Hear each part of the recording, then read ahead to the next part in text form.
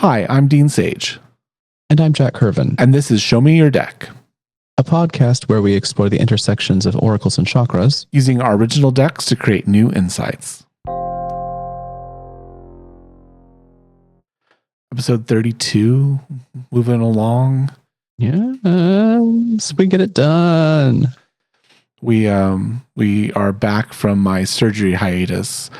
And my first experience with W2 work. Yes. Oh, God. That may hopefully, I don't know, that might come up in the reading, so we can maybe share that in the I don't know which was more invasive, your surgery or this W2 experience. It's interesting they both happened at about the same time. Yeah. We both kind of had time away, so if you're listening to this, it's probably been a couple weeks to a month since we actually recorded it. But yeah, it was a thing. I had well, they told me I'd had general anesthetic before. Like I went in for wrist surgery. I shattered a bone in my wrist that needed to be replaced. And they're supposed to do a nerve block and just kind of make me, loopy, sleepy, while they did the surgery. And I woke up and I was very confused. Like it was very confusing. So they told me that the nerve block didn't work and I needed to actually have general. And I was like, okay, that explains why I'm sitting here arguing with the nurse as I'm trying to get out of bed, not knowing where I am or what's happening. But I guess I'd never been intubated, or they didn't intubate me for that because they intubated me for this, and wow, was that an experience. My throat was not because they did the surgery around the throat, but like they didn't actually do it on the throat. So like the intubation was, I was having trouble breathing the first night because it was so swollen. It was crazy. It took like a week to where I could actually like swallow something solid. I was on pure liquids. That's a great diet plan. It was. I actually do think I lost a little weight. Things fit a little bit slimmer now. No, it was crazy. I just did not understand what that would be like. And like I said, they did the surgery around the neck, so I'm sure there was some swelling from the the viscera around the neck as well. But yeah, it hurt to swallow so badly. Like it would wake me up in the middle of the night if I was like swallowing saliva or something. And laying down on the pillow was torture. There was no good way because they replaced 2 discs in my neck. So like that was just the pain of the replacement. And there was no good position. Waking up in the middle of the night taking pain pills for every 4 hours. So I'm glad that's behind me. I had not the same experience, but when they had to rebuild my septum using cordless from my ear, it wasn't swallowing. That's a problem. It was breathing. And then with the ears, how to place my head. And it was, but it's done. It's done. We're here. Yes. I can eventually move my neck. Right now I'm restricted. I can't go up or down. And side to side is problematic. So I'm like doing like the Batman head movements. Yeah. The entire torso moves. Torso moves. People are talking to me and I'm like swiveling like a Cylon. So that's my life. But back to work pretty much. It's weird because it's so small. Like what they did is so small, but like I would just run out of energy. Like I would just hit a wall of like I've got nothing left to give today. That's it. I'm done. And that part is better now? Yeah. I was able to go almost a full week this last week. Oh, good. Yeah. Good. Yeah. Except I keep forgetting to take pills in the afternoon. So like I was sitting there fidgeting at my desk at 3:00 and I'm like fidgeting. I'm on a meeting. I'm like, why am I fidgeting so much? Like this isn't that boring of a meeting. Fidgeting. And then I guess at the end of the hour, I'm like, you've been in pain. Oh. Like, because I got to relearn pain signals because I was just ignoring pain from the actual injury. I would have like a level of like a 4 or 5 of pain just constantly. Just it would just always be there, and then it would get worse. Mm-hmm. And so I just kind of ignored low level pain, and now like the amount of pain is drastically reduced. So like when I feel it, I still try to ignore it. I'm like, you don't have to ignore it anymore. Now something actually is wrong. You can take a Tylenol and it would get better. You can actually do something about it. Yeah. So the journey is almost complete. I feel like I feel like I don't have any sound. Like the first couple of days I had like when I was talking. I'm like, no, you sound normal to me. We haven't recorded in a while, so yeah, I was like, we cannot record right now. Yeah, it was kind of funny, and I was slurred the words. It was, yeah. So I'm like, well, we got to take a little time off from recording so that my throat can heal. Yeah. Well, it ended up being timed in such a way that I had to be away anyway. Mm-hmm. Yeah, I had no, it my was first experience in 20 years with working for somebody else. And it's like, ooh, I'm built different. It just didn't work. It just does not know. Well, this is a good moment to point out that we do have a Patreon, and we would love for you to support us if you can. Yeah, so I don't have to go work at a big box gym ever again. Oh my God. We would much rather talk to all of you every day. Oh my instead. God. I applied for a part-time job to be a personal trainer, and I got a full-time job as a used car salesman. I was like, this is not what I signed up for at all. At all. It was so gross. The leads they were giving me were it's just gross. Well, it's over now. Yeah. Let's roll some dice and let's figure out which deck we're going to use first. Hold on with the tetrahedron. All right, hold on. Tetrahedron. Let's get into this reading. Number 4, we're going all the way down to the haiku level. And we're going to use card number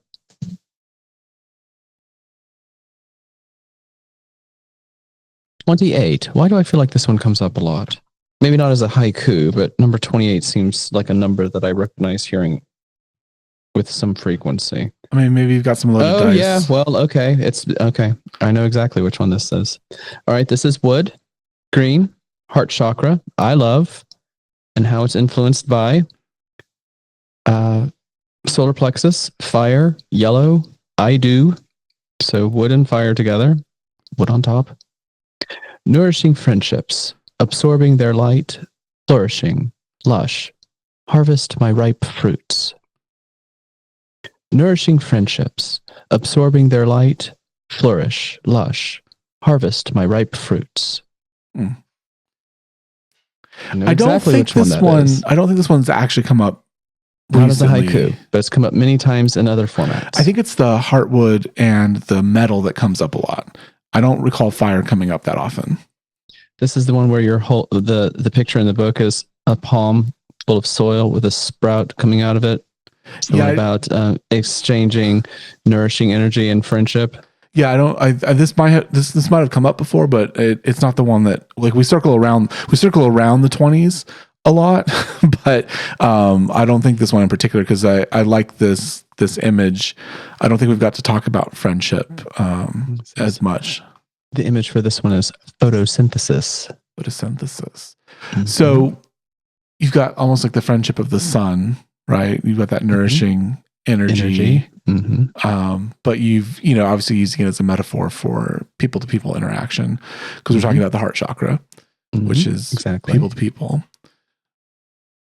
I like nourishing friendships, absorbing their light, flourish, lush, harvest my ripe fruits. Well, I like the image of light, even though you've got wood as the element, there is, a lightness to the being, right? We could talk about light energy and the soul as a flame or a fire is kind of a constant metaphor. The inversion of this one, where it's fire on top, being influenced by wood, that's the one where it's about forest fires. So the inversion of this one is a very different kind of interaction between energy and relationships. So this is the warm, fuzzy one. The warm, fuzzy. Harvest my ripe fruits. I'm like, yes, honey, I love me sometimes. Every now and then I do something really clever. Well, ripe fruits is such a great metaphor to hang things on because you've got friendship, but you've also got the ripe fruit. So there's kind of two sides to that. There's the before things are ripe, don't harvest, right? Mm-hmm. And I think this is what makes friends different than people. that you know, or maybe people that you interact with, or maybe people at work, is that your friends don't want to harvest you until you have ripe fruit. Like they're the gentle gardener who understands the give and take of the relationship and doesn't, leech from you before you are ready to give. Unlike employers who shake you until your little green berries fall off and then wonder why they don't taste sweet. Well, and I quit. If you dry up and shrivel up, they just pull you out and plant another one. Yay, capitalism. Exactly. But as far as a framing for the reading to come, I like this as a reminder because for me in this moment, it's a reminder that you should have gratitude for the people who take care of you, who invest in you, who care for you, who help you to grow, who tend to you. It's interesting because I had a phone call from somebody I hadn't heard from in a couple of months, and he tended my garden a little bit before this. So it's nice actually for this card to come up because I just a few minutes ago had a friendship interaction with somebody that was very valuable. And it's fresh on my mind that I am grateful for the people who want me to grow and flourish. They don't just want something from me, they want something for me. Ooh, I like that. I like that a lot. Because the act of gardening, I know you kind of have more of an orchard feel to this card, but I'm just using gardening in a more general sense of, greenskeeping. You have the sense that sort of pruning and taking care of the vine or taking care of the tree is also part of keeping it healthy.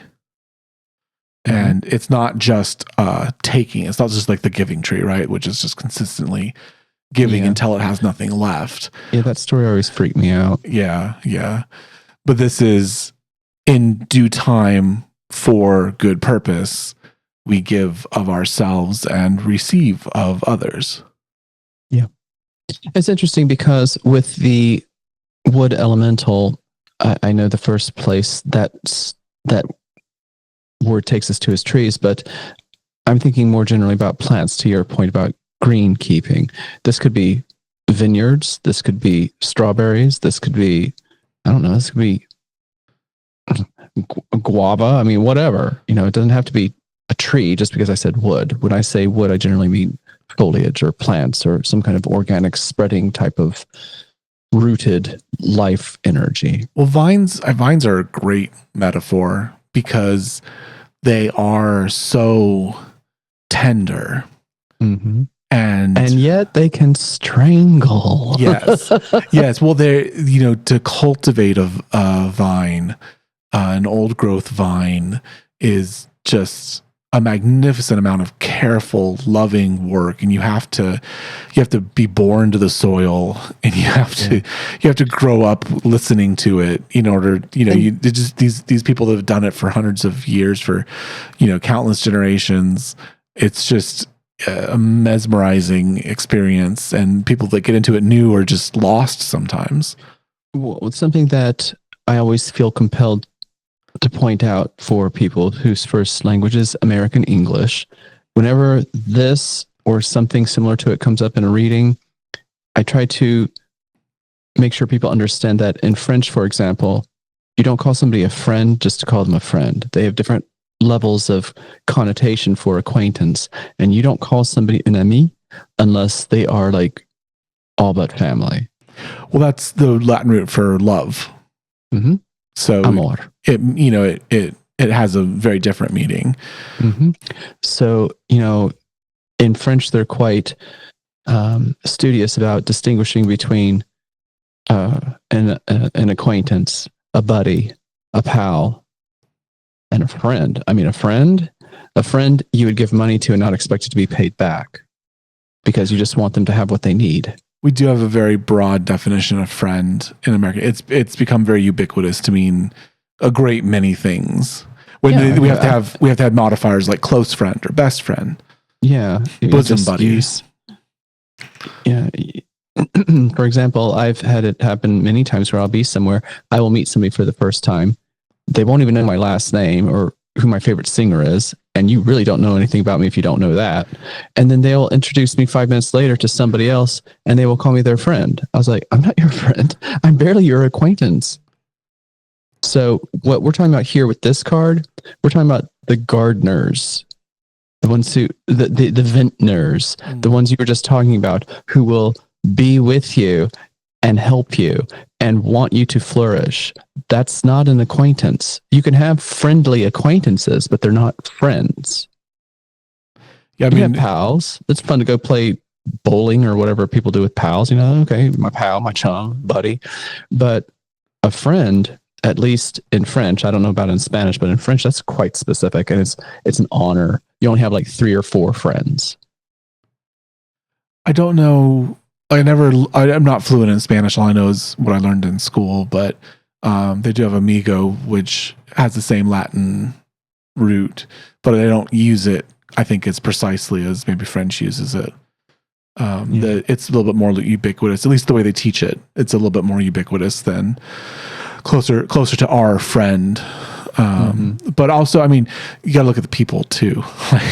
The Spanish are very, very, hello, welcome, so the Italians are kind of the same thing. The French are like, hello, goodbye. Yes, the French are like, hello, you are, excuse me? How can you help me?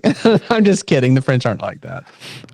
There are some cultural differences. There's an openness, I think, in some of the Romance cultures that doesn't translate as much to the French. I think the French, just because, but they're in between everybody. And they also were trying to conquer everybody. So, they've got a chip on their shoulder. They did conquer everybody. Napoleon was a thing. Several times. But as we pull more cards, I want to think about how whatever the reminders are equate back to the way in which it nourishes true friendships. We got to go back to the light, right? The sun, the photosynthesis. We've got to go back to that shared energy and how that affects everything. It's you, like, I don't like psychic vampires. I think we get a little bit too outlandish when we go to things like that. But the idea that people can drain you is very real. And well, I'm glad you said sharing, because in the haiku, it's nourishing friendships. Nourishing it's hopefully multi-directional, but perhaps just receiving. But here at the end, harvest my ripe fruits. All this energy that you've put into me has now come forth as fruit, as sugar and sweetness, and I can feed it back to you. It's been changed, but it's still trapped sunlight. Right. And now I'm giving it back.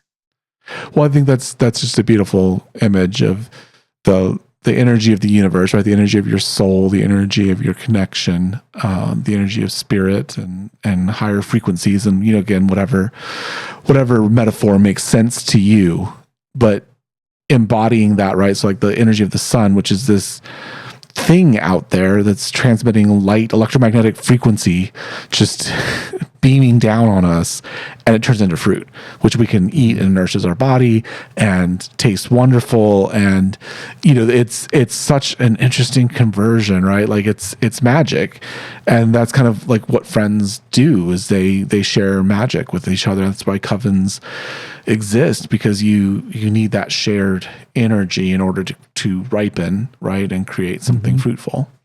Yeah. Let's see where we're headed next. I've got something in here.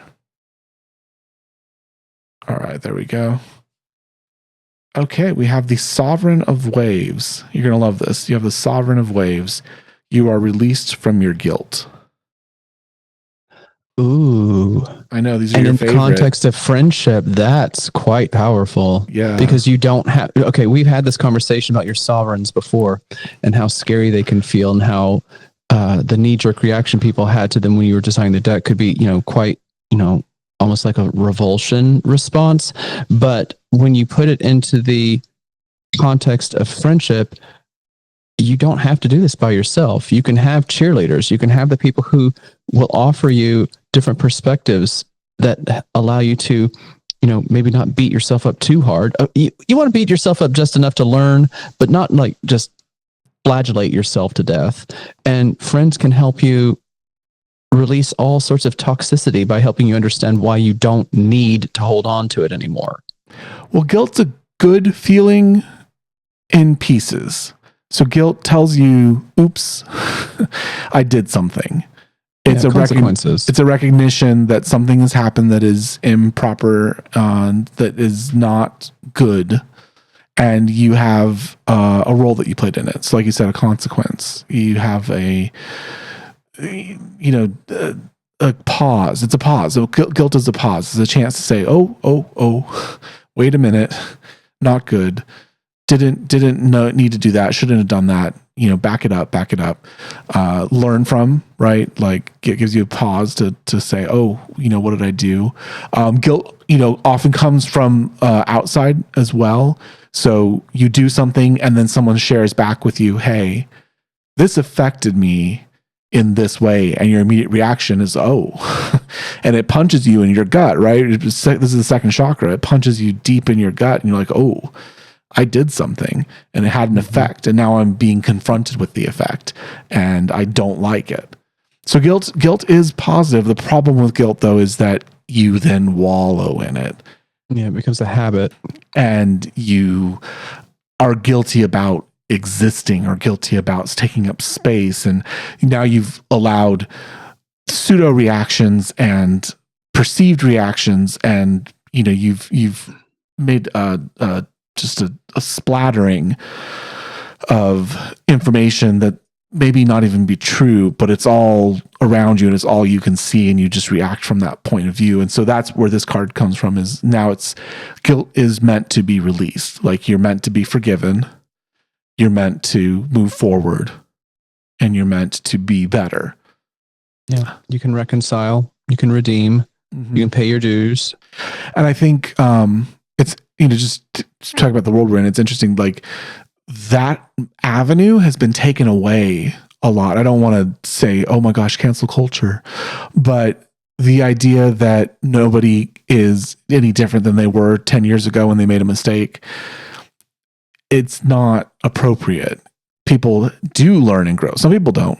There's a difference between finding a 10-year-old tweet and the people are still doing the same thing. And finding a 10-year-old tweet and then realizing that person has understood their problem. I think this happened on YouTube. Shane Dawson, and I cannot remember her name for the life of me right now. There was another YouTuber. My spouse enjoys her content a lot. She has 2 dogs. You're gonna know who I'm talking about. I just can't remember her name for the life of me. But both of them did content back in the heyday of YouTube, and there was sort of racist troping that occurred. There were times where they kind of didn't do blackface, although I guess Shane Dawson did do blackface. But there was moments where they kind of skirted very, very off course. And both of them, had censure from it. And, Shane kind of kept going and didn't really do much about it. Didn't really kind of like apologize and change course or anything like that. And this woman, again, whose name is completely gone from my head, she actually did say, oh, this is wrong. She took down the videos. She made a video apologizing, saying, I understand, that what I did was not appropriate. And I understand why, right? I understand why this was not something that needed to be done. Contrition. Yeah. And then of course, time goes by and then the 10-year-old tweets or the 10-year-old, clips or whatever come out again. And she actually went off the internet because she's like, I really tried, and there was just so much backlash. There was so much hatred. And it's easy. It's easy to trigger. I think this is the other side of this. It's easy to trigger the guilt response in others, and it makes you feel powerful when you do. I think that's something that we need to look at. Is it makes you feel powerful to make someone feel guilty, and it can be a little addicting. I think that's where we're at with social media sometimes. Well, all that can definitely go too far, especially when somebody's been contrite. don't know. Having gone viral a few times myself, I have very mixed feelings about it. Social justice warriors. I think that they come from a place of wanting to help, but I think that they do it in a way that's not particularly helpful. Yeah. And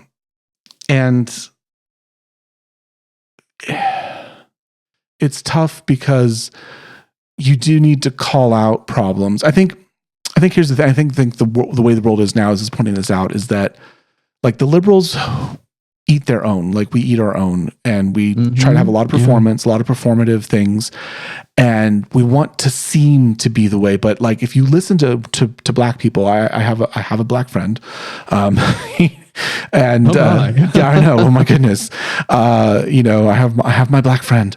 I'm good, right? You know, and I sent them a text and I said, hey, you know, we really should make Janet Jackson the emblem of the resistance, and Rhythm Nation should be the song, because it really does speak to the fact that like we all like rhythm, we all dance, we all sing, we can come together around something like a song, around and the differences don't matter as much. Like look at line dancing, you know, like the differences don't matter as much sometimes when you're doing that. And you know, he wrote back and he was like, yeah, but Janet's tired and so are we. Like we've carried this for so long, we've tried this for so long, we're tired. And I was like, it's a very good point. Like I was looking at it from my perspective, but from their perspective, they're very tired. And Janet even addresses that on her most recent album, Unbreakable. She said in one of the songs, I had this great epiphany and Rhythm Nation was that dream. I guess next time I'll know better. So, I mean, even Janet's disappointed that Rhythm Nation didn't do what was intended. I guess kind of just the world that we're in, we need to go after the systems. Yeah, not the individual people necessarily. I mean, there are individual people who need to be gone after, sure, but the systems that prop them up in the first place are they are the enemy. If you need a target, it should be the system.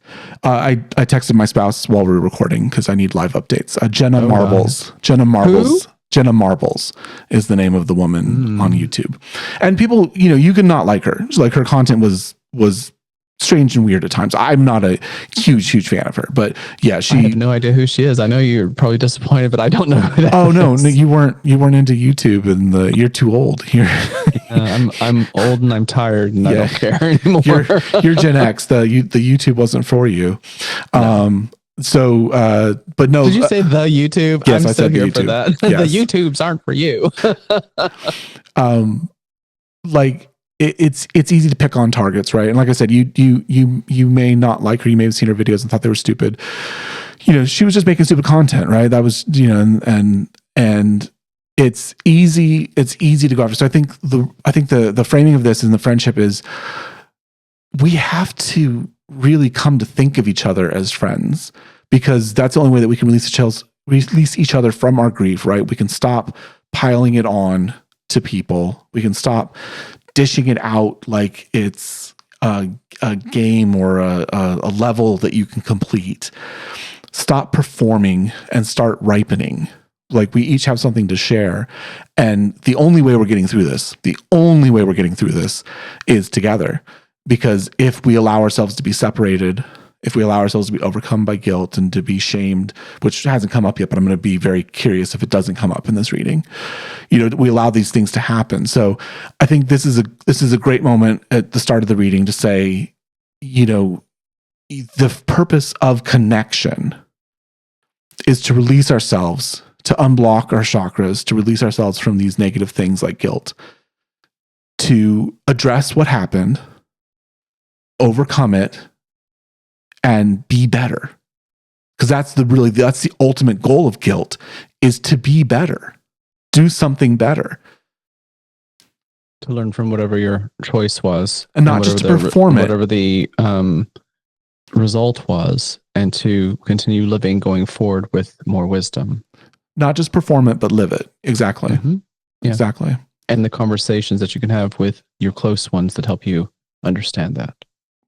and yes, you need a black friend or more. you, you need a queer friend. You know, you need women, you need men, you need people that oppose some of your ideas. I don't vibe with Christianity. It's just a lifetime of issues that come from that, and that's my burden. But you know, there was on my Instagram reels, there was some Christian speakers who came on who are very much about the idea that, you know, Jesus is spreading love and, you know, Jesus is the DEI hire and all that kind of stuff. You know, and I'm like, okay, like these are good things, right? This is positive words. I don't like it, but I need to hear it. Like I need to be exposed to people that are also trying to do good from their perspective. And I think that's why this podcast, I always try to be very open to people, because I know that there's people listening out there that do find Christianity as their spiritual framework. And I can't be like, oh my God, that's bad. That's terrible. What I don't like is the organized version of it that has risen to power. But there are people out there that read Jesus like I read Buddha and say, wow, there's some really good information in here. So yeah, you need people. You don't need people that want to deny your existence. I'm not saying you have to be like, oh, go over to the other side and hear what they're saying. And no, like sometimes it's just bad, but you do need to connect with other people so that you can be censured when you need to be censured. You can learn when you need to learn. I recently started following a man named James Talarico, and he is in Texas. He is a Protestant minister. I don't know what branch. I don't know if it's Baptist or I don't know, whatever. One of them. Y'all got 10,000, just pick one. It's not Catholic. And he preaches about Christ's compassion. Mm-hmm. And he focuses on the New Testament, not the Old Testament. And if you're interested in knowing more about him on Instagram, I've known about him for a few months, but I finally just committed to following him. And he's James Talarico, JamesTalarico. And so if you are interested in a Christian voice that is actually Christian and not Christian nationalist, then he is a very good one to follow, because he brings out the very best of what that religion is supposed to be, and it's not guilt and it's not shame. There's one of my favorite books was they took the sayings of Jesus and the sayings of the Buddha and they put them together, and they kind of put similar sayings, you know, back to back. So you'd have Jesus say it, you have the Buddha say it, you have the Buddha say it, you have Jesus say it. And I found it fascinating. I found it very fascinating, especially because the Buddhism or the Buddhists believe that Buddha does return, like that there are returning, you know, incarnations of spiritual people meant to guide us. So from my perspective, it's like, I like that. Like maybe Jesus was a spiritual figure, you know, reincarnated to. Well, there's some people that think that when he disappeared from the Bible for a while, he went east and studied with Buddha and came back. So there's a lot to be said about allowing things into your world, right? Forging friendships of spiritual connection with others. And you need the people that aren't just your close family and acquaintances. Like you need to branch out, and you need to have these different voices. Because like I said, I looked at Janet Jackson's Rhythm Nation. I had a quick offhanded comment. I made it, but my friend was able to, you know, pull me back for a second and say, look, there's a lot more to this. You know, he could have just been like, oh yeah, that's cool, and move on. But you know, and it wasn't that he was censuring me or trying to. No, I mean, there's nothing to censure over Rhythm Nation, but getting me to see a different perspective through his eyes and where he's at. And it was like, yep, that's life. That's what we're at. It's what she was trying to do at the time. And what's happened since then, it's disappointing. It's disappointing that what she's talking about in the song is still relevant 30 years later, more than 30 years later. That's disappointing. Mm-hmm. Even she said that. back in 2015 on her last album. She's like, oh, I guess I should have known better. But the larger point too is that, a lot of peoples have been made to try very hard for a long time, and we need to get together. I was talking to my spouse and we were talking about, are we middle class? And I'm like, it doesn't exist anymore, really. I mean, yes, we are blessed. We are very blessed. And yet we are still living paycheck to paycheck in some circumstances. We have some cushion, right? We have some cushion. And I was able to go without a job for a few months last year, and we were okay. And that is not something that a lot of people have. So, yes, we have blessings that exceed those of others, but there's really only two classes. There's us and them. And we have to get together on this. And then we have to work to raise up those that don't have as many blessings. And that's, I think, the tough part of the work, is that we can fight, but we also need to raise up, and we need to assist each other. And I think that's, you have to overcome your guilt to do that. You have to feel emotionally stable to be able to fight this fight. I agree. Let's get some more. Let's see where we're going. Like I said, if the third chakra, well, actually, no, the third chakra did come up, didn't it? We already had it. Card. We already had it. There we go. There we go. Shame's already in the mix. All right. Mm-hmm. Let's get it. Let's see what we got. One of mine? Yeah. Okay. So tetrahedron. We're going to go with the intersections deck, the most abstract of them. The ones that look like bouquets of flowers. And we're going with card number 46. Way up high. But still with, some fire in it. Of so course. We still have solar plexus. This is the crown chakra, Sahasrara, I know, purple, and how it's affected by I do, fire, yellow, Manipura, down in the solar plexus. I mean, it couldn't be more timely. How your sense of morality and purpose is influenced by the choices that you make. I don't want to make this raise the revolution message here, but this calls you to your circle of friends. It calls you to thinking about who nourishes you and who do you nourish. Releasing the guilt that you have, maybe between friends, between classes, between races, releasing that guilt and being better for it, right? Not just forgetting it or wiping it aside, but releasing it. That's an active action, and you need to fill it with something, and that is better. Fill it with better. And now you have, I do again, the action, you have the action, but it's through your spiritual connection. So we're talking about physical fire, right? The fire of the sun, the energy of the sun, physical things, but now we're talking about the spiritual sense as well. And, again, spiritual, like the spirit has been represented as fire because it's ephemeral just by itself. The flame isn't real, but it's real. And still dynamic. Yes. And capable of work and cause and effect. It's there, but it's not there. It's an incredibly wonderful thing, and it does make sense. I had a professor when I was at my Christian university who had what he considered a vision from God. You're showing me the card right now, the pretty colors. It's a very beautiful purple transitioning to a very beautiful yellow. And if you go to our YouTube, you can see the cards that we're talking about as we talk about them. But on this professor had what he considered to be a vision from God, and he saw himself as like a spark, and he would light fires, but then those fires would light fires. And figuratively, yeah.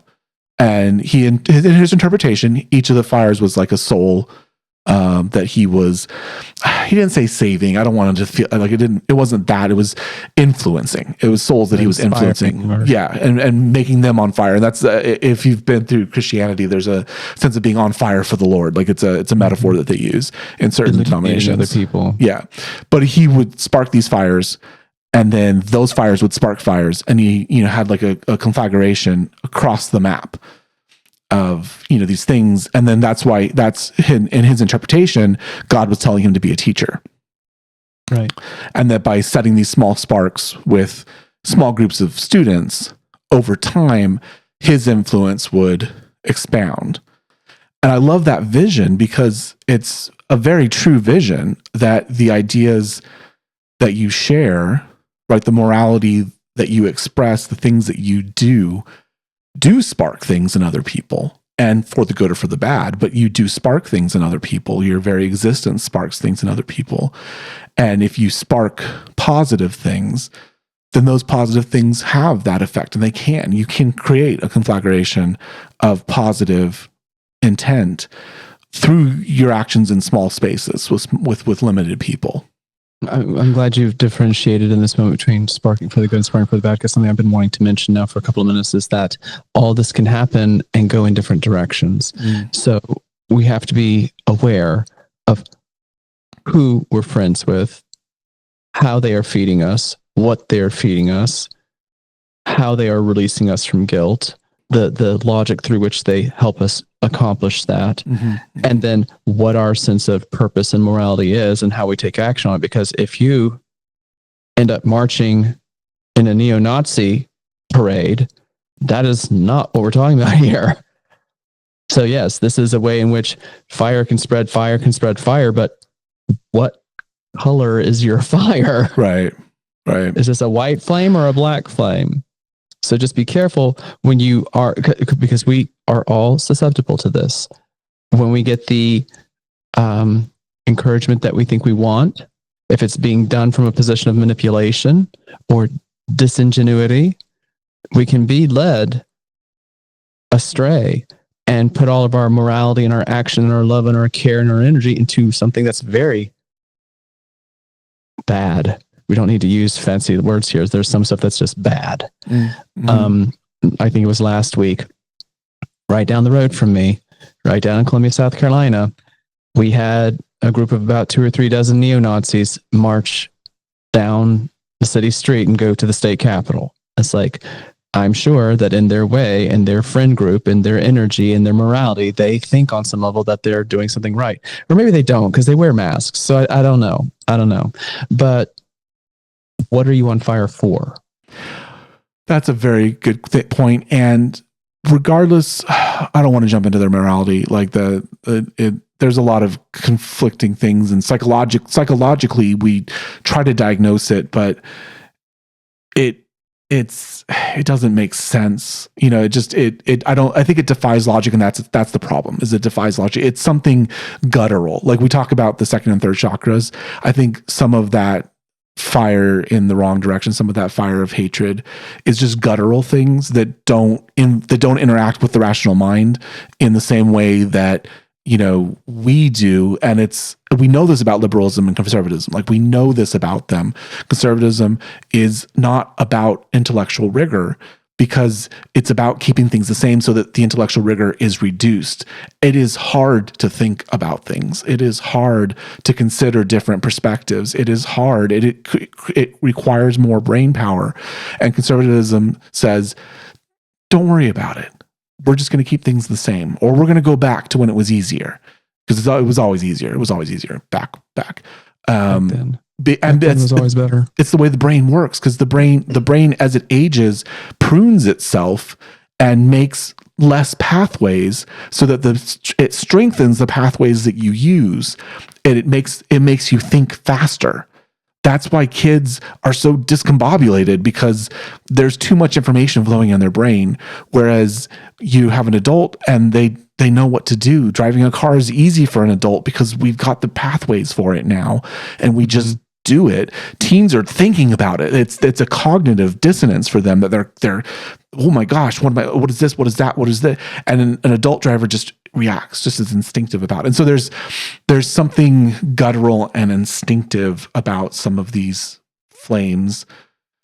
And that's the problem with them. And that's the problem with the flames in general. And like you just said, what colors your fire is a good way to say it. But what are you on fire for?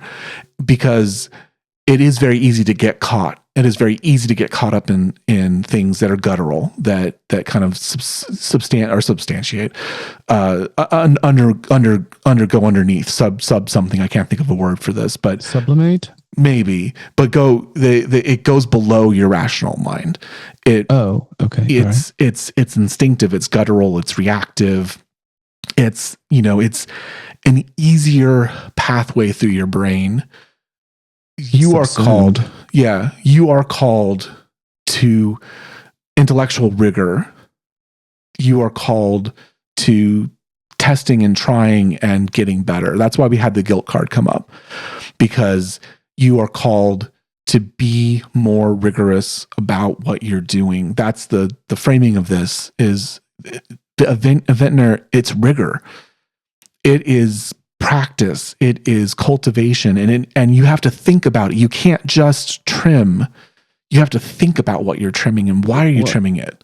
And it's also patience. I don't know if it's still true. I don't know if it's still alive, but one time when I was still writing for one of the newspapers, I did do a research project about North Carolina wine.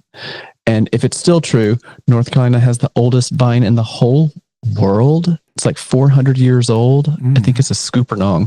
And they used it to graft to save all the grapes in Europe. And so this is a long process, and you have to build strength and versatility. And in terms of like this 400-year-old vine, if it's still alive here in North Carolina, it ended up being the source of the resistance to the wine pestilence that was happening in Europe in the 19th century. There was some kind of a blight, and it nearly destroyed the entire continent's wine economy. But these people who had been maintaining this vine here in North Carolina for 400 years, they're doing it in such a way that it's not just about the present, it's about the future and what the unknown benefits of this can be. Because, I mean, let's just be really honest here. North Carolina wines by and large are terrible. I mean, Muscadine wine is whoa, and Scoopernong is whoa, but it had something in it that saved the entire world's wine industry. And now all the vines in California and all these others, they all in some way come back to this resistance to this grapevine plague. And they wouldn't exist without all the care that went into this one vine.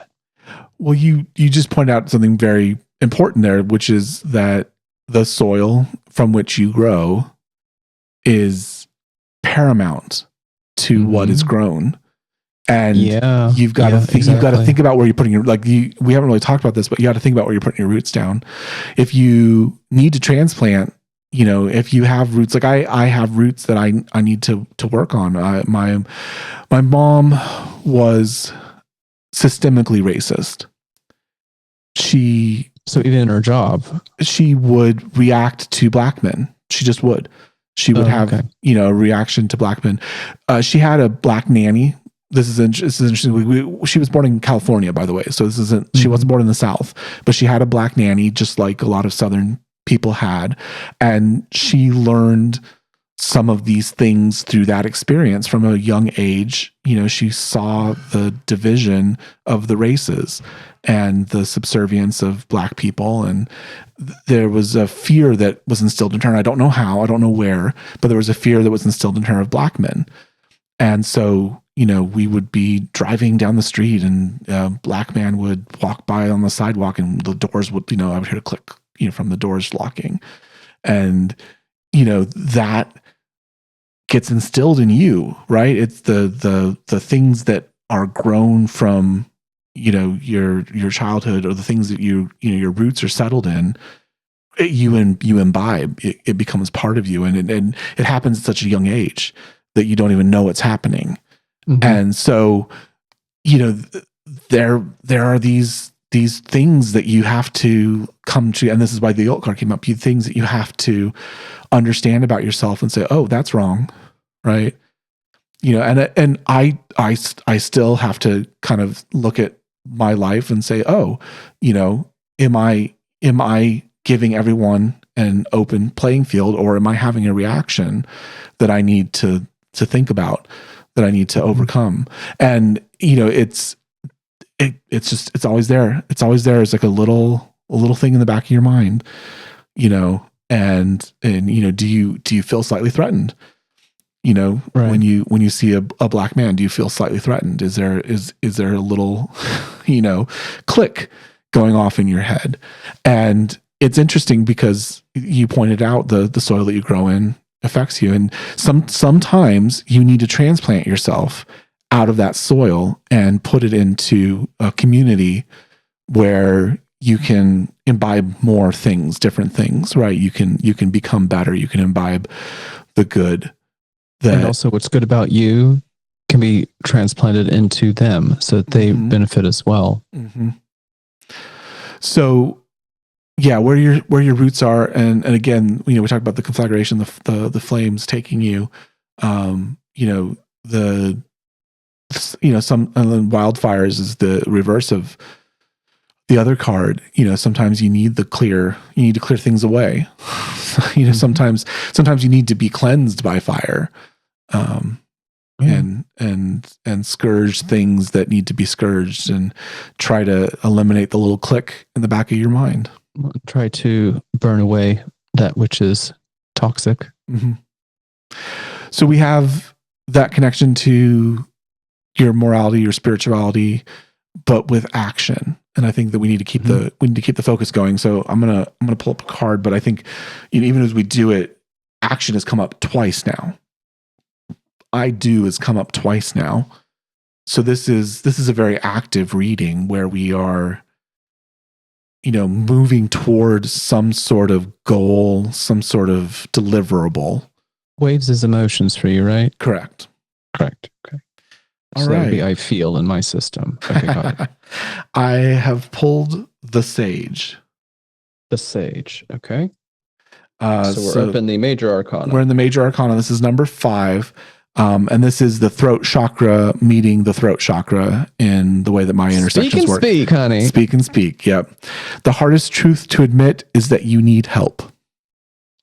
Oh. Yes. The hardest truth to admit. Well, that's what your friends are for, you honey. Need help. That's what your friends are for. Get your people together. My Sage doesn't talk. Of course he doesn't. It's throat chakra meets throat chakra, and he doesn't say a word. He just sits there. So this is the Sage who listens? He just sits there and he wants you to sit too. Like when you meet, the way my deck works, these are the archetypes. So they're actual people. They're archetypes of people that you meet along your journey. Okay. And this is the Sage who sits and wants you to sit next to him. And you will learn through silence and peace and patience. And you read the card again. The hardest truth to admit is that you need help. Okay. But it's about recognizing truth. It's about speaking truth. It's about embodying truth. But, sometimes it's not words. I know we're on a podcast and that's an odd thing to say. But a moment of silence for the Sage then.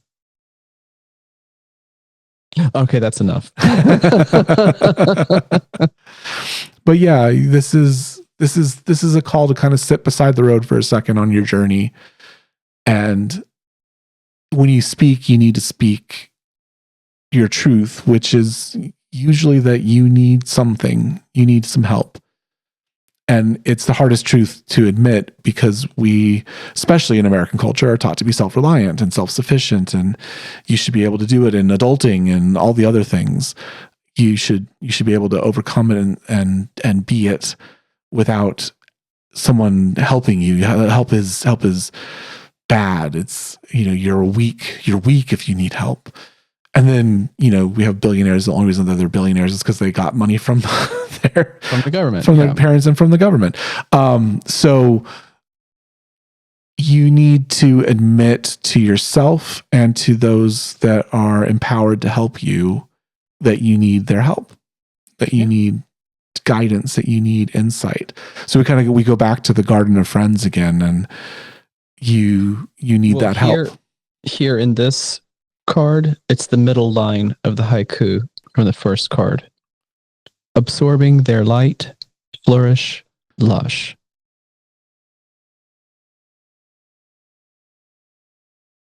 Flourish, lush. That's what catches me there. Absorbing their light, flourish, lush. So the idea that you're supposed to do all this by yourself and be self-sufficient, no. When you've got a healthy friend circle, you can absorb their light and it can help you flourish and it will feel lush. You will be lush. And then you will be able to say to someone, harvest my ripe fruits. In my system, seeds are the root chakra. And so there's a lot of gardening and in my deck, the growing metaphors are all in the root chakra, which has not come up yet. So we'll see if we get it.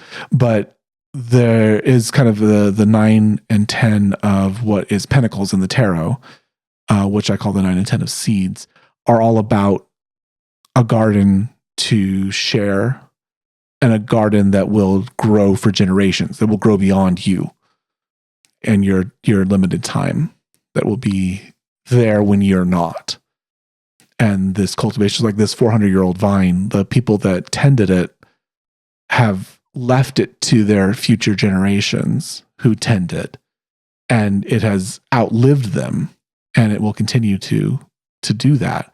It'll continue to grow as long as it's nurtured and tended. And so I think, going back to what I was talking about with my mom, the things that are nurtured and tended to continue to grow. And you need to understand how your nurturing and tending that you're doing is influencing things that are to come. Yeah. Make sure you're not, tending to brambles and weeds. And you're not and planting poison ivy things in the wrong places too. Mm-hmm. Yeah. So the sage, I like this one. This is obviously this one's important to me because it's part of my name that I took.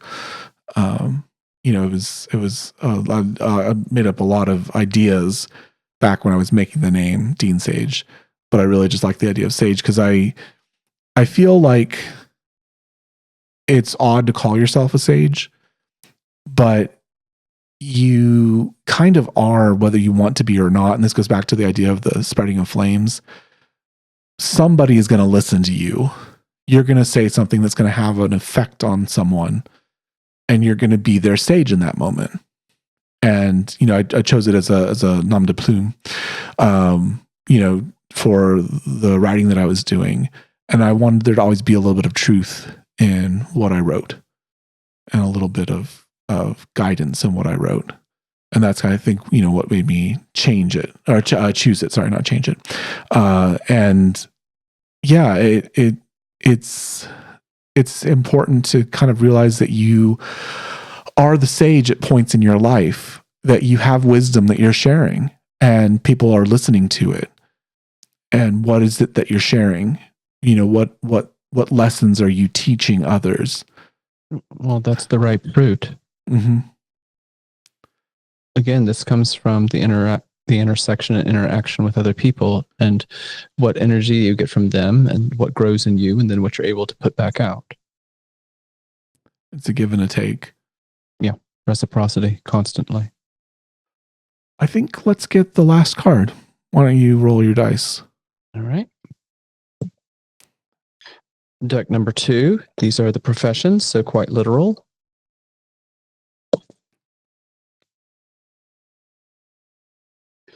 Number 36. 36. Okay. This is in the book, my favorite haiku. It's quite a difficult one, but of all the haiku in the book, it's probably the most complicated, and yet I wrote it in like 15 seconds or something. So it just has special personal value for me, sentimental value for me personally, just because some of the haiku were so difficult to write, and this one just kind of like blah, just needed to be done. This is the opening of the third eye. So this is where third eye meets third eye, water meets water, blue on blue, IC on IC. And it is, I profess that I see myself as a curious child asking 1,000 times, why? Mm. I profess that I see myself as a curious child asking 1,000 times, why? This, I think, speaks to what came up a few minutes ago when we were talking about being aware of the people you're around and what kind of fire they're trying to tend inside of you, the black fire versus the white fire. So during these interactions with people and exchanging of actions and ideas and intentions and morality and blah, blah, blah, be sure you ask why. Why are we doing this? Because of blah, blah, blah. Okay, well, why is that important? Because blah, blah, blah. Okay, well, why does that stick out? Understand what you're doing, why it needs to be done, how it affects you as a person, how it impacts other people, so that you are as clear-minded and clear-eyed as possible about the way you're living. And I know we brought up neo-Nazis. It's very easy to kind of be like, well, I'm not that, so everything's good. But even within your groups, even within groups that consider themselves liberal, like this happens with white gays a lot. There's, a tendency to be like, well, we're marginalized, so, we're activated, we're doing what we need to do, and everything's good. And then there's horribly racist concepts that are just lurking inside of that. And they're unacknowledged and unseen and even sometimes fetishized. And there's a lack of awareness because no one's asking why. Mm-hmm. Well, a gripe of mine with a lot of gay white men is that they act like just because gay marriage happened a few years ago that everything's fixed. Mm. It's like, where is your why?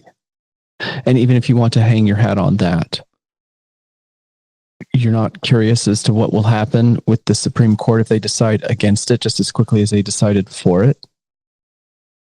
And why are you vulnerable in that way? And why is this entire ruling based on Roe versus Wade? Why does that matter now that Roe v. Wade has been struck down? Why? Why aren't you asking why? Why are you comfortable? There's a calling here to open your eye to see the connection that you have with others and to question everything about it. Why do you believe what you believe? Why do you see what you see? When you look at others, why do you have a reaction?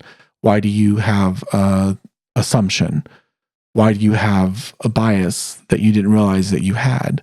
Why are things the way that they are for you? Why is the world the way it is? And why are we unconnected when we should be connected? Why are we not coming together when we should understand each other? Why do we still have differences? Why do we still have separations? Why are we still, especially 35 years after Rhythm Nation? Get with it, people. why are we still so divided, and why do we still allow that to happen to us? Why do we allow them to pit us against each other? And why do we accept that certain things are just the way that they are? And coming around to something that you already mentioned earlier in the conversation, why do we eat our own? Mm-hmm. So I feel that there's a lot of trauma in the motivation behind what we choose. And to your earlier point about, feeling powerful because you make somebody feel guilty, why do you need that power? Is it because you yourself feel disempowered? Okay, well, if you know what that feels like, why do you want to inflict that on somebody else? Why? It seems to me that you had mentioned earlier that with conservatism, especially amongst older people, because people do tend to get more conservative as they age, not everybody, but it tends to be that way. It sounded to me that you're implying it's because the brain fixes in its own shape or something along those lines. Well, why do you allow your brain to fix in place? Why don't you keep doing stuff that keeps your brain soft? Why aren't you learning a foreign language? Why aren't you doing Sudoku? Why aren't you doing exercise? You can't just do exercise. You have to do exercise. So I know that there can become a black hole of why that sucks everything out. I only asked you to go through 1,000 times, not 1,000,000. Mm-hmm. I profess that I see myself as a curious child asking 1,000 times why. Not 1,000,000, but ask more whys than you do. I'm not saying that you never stop asking why. I'm saying you get to the root of something and understand it better. And never let it settle. Never let it stay in place. And I think to your point with the brain, like, we know that active brains are better. We know that they stay healthier. The more active they are, the more that they challenge themselves, the more that they don't allow the pathways to just sort of edit out into, a vegetative state. They, the people the nuns that do the puzzles, right? They're 90 and 100 years old and, have less incidence of Alzheimer's and, dementia and things like this. So, keeping your brain active, Remain curious. It's hard. It is hard. It is. Yeah. It requires action. I think, I see the numbers move around all over the place, but sometimes I see numbers that say the brain uses 70% of the energy we use. Some people say it's 90%. Whatever percentage it is, it's way more than half. Mm-hmm. And when you're learning, it is exhausting because you are literally using more energy inside your brain. That's why some people call it exercise, because it's using as much energy as exercise, but it's happening inside of you. And just like you can reshape your body, you can reshape your brain. And it takes work, it takes effort, and it is exhausting. Understanding the other viewpoint is exhausting. Understanding new information, taking on logical assumptions and arguments, reading a study that someone did, it's difficult. I just was going through a journal in my field the other day, and it took me like a half hour to go through a study, and it wasn't all that complex. It wasn't groundbreaking, life-changing science, but you have to look at the precepts. You have to look at what they did, the interactions. You have to think about it critically. You have to look at their charts and their tables and think about it critically. You can't just accept a finding. You have to go through it and understand, how did they develop that finding? Where did it come from? How are they able to make that decision, that conclusion that they made? It's an interactive learning experience. And that's what life is. It's an interactive learning experience. And it's easy to not do that. So I think this reading is a call to not fall back on what's easy, to maintain the action. And ultimately, this is about the third eye, right? This is about experiencing those around us as part of us, as we are one, as we are together. It goes back to your metaphor, whatever your metaphor is, but we are all one, really. And stopping to see the differences and working to see the similarities and see the ways that we all work together and are one body, one politic. I think that's, an important feature of what we're hearing. I have a personal need to walk through the 5 cards right quick.